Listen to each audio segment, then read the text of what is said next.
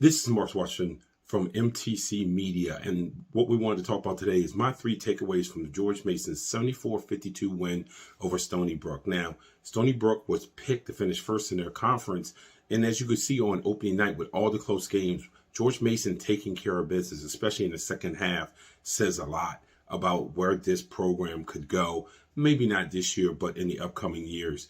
First of all, what jumps out at you, obviously, is the efficiency of Josh Oduro. He is a traditional big. He can play so comfortable with his back to the basket. And you're not seeing that all that much anymore in the era of stretch bigs. He does stretch a little bit. We haven't seen it. I think he only took one or two really true perimeter shots in the first game, but that was fine because when he has his back to the basket, he can score with that back to the basket.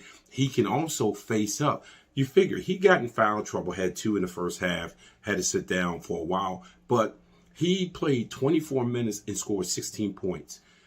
Kim English does a great job at being able to spread the floor and getting Josh to catch the ball with some space down on the perimeter. So Oduro, big game the other night. He's going to be a big part of George Mason's success. Free throw attempts. Now, only reason I bring this up is because George Mason only attempted 6 free throws. There wasn't that many fouls called, and to be frank with you, Stony Brook didn't do much to play hard enough defense to actually commit fouls. But it's one of those things you want to take a look at with George Mason because they do scheme to get downhill and to get to the front of the rim. There's a lot of drives and kicks, but ultimately you want to be able to finish in the lane. Ultimately, you want to be able to finish in the front of the rim.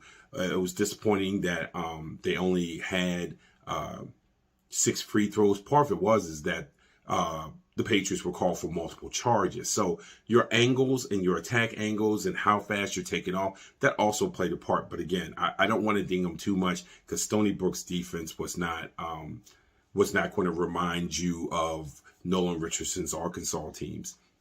Last but not least, the switching defense out on the perimeter. George Mason was doing a lot of handing players off, especially when Stony Brook went to that weave offense out top. I thought they did a great job, but the one thing I want to see is what's going to happen when teams start to screen and have weak side movement below the free throw line. I know this is not high school. George Mason probably in their man offense probably plays about 4 or 5 different schemes in their man offense based on whether they're switching the screens, whether you're staying, whether you want to ice the screen if it's out of that free throw line, extend it. So there's various things, but I'm waiting for George Mason to be challenged. Stony Brook, frankly, as the game started getting away, they resorted to a bunch of one-on-one stuff, and that's how that league got so big. But I certainly want to see how George Mason plays defensively and what their schemes are on screens, especially away from the ball, and how they handle it. Stony Brook probably wasn't the best game to evaluate it, but I did like the switching out front. The switching made sense. They were handing guys off.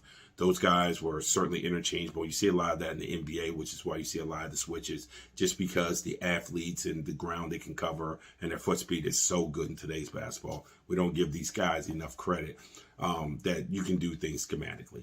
But again, George Mason 1-0. They play on Friday and Sunday, so we'll have our breakdowns there. But tonight, we will be at Maryland, George Washington. Look for our coverage out there from College Park. Again, this is Marcus Washington.